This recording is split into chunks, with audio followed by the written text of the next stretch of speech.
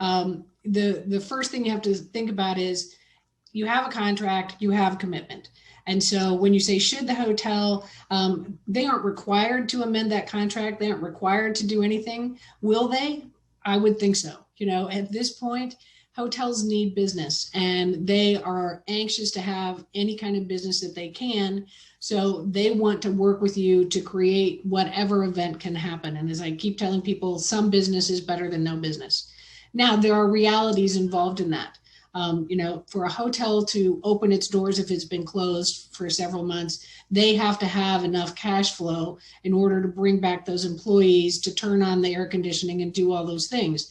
And so there's a fiscal side of it that's very important. And your point is a very valid one. If suddenly we only need half the space, what's the hotel going to do with the rest of that space? Flip that over though and sit down and say with your hotel partner, here's what we're looking at. Here's what we are considering. How can we make this work?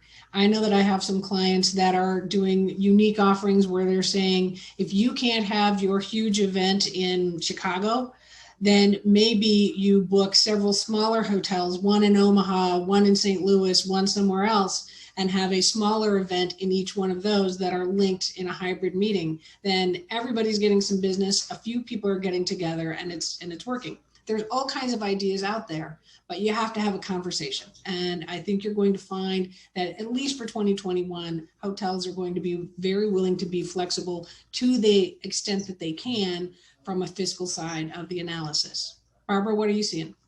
Yeah, absolutely. I agree with you, Lisa. And having the conversation, as you mentioned, is important. So if you're looking at meetings throughout the fall, for example, have the conversation now.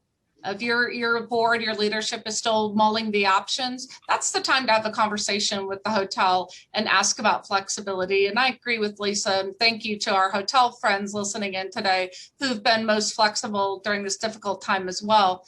And as any renegotiation is, come to the conversation hat in hand.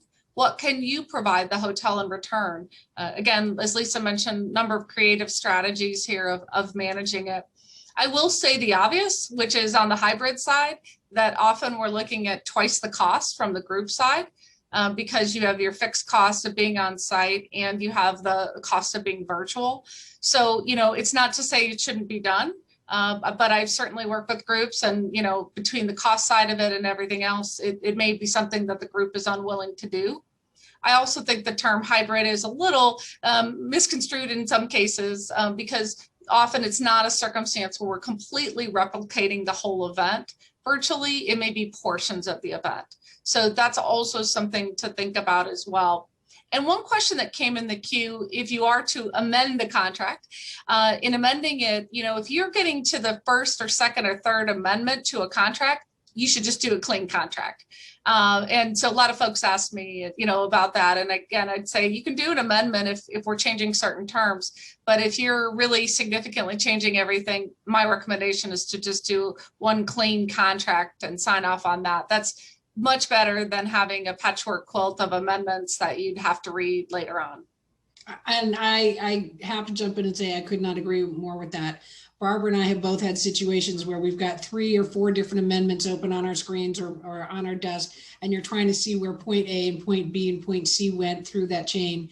And at some point, you've gone so far afield from what the original event was, it's better to just start over and have a document that says this original contract is now gone, neither side has further responsibility, and here's where we're starting over. I think that makes a lot of sense, especially in this new environment.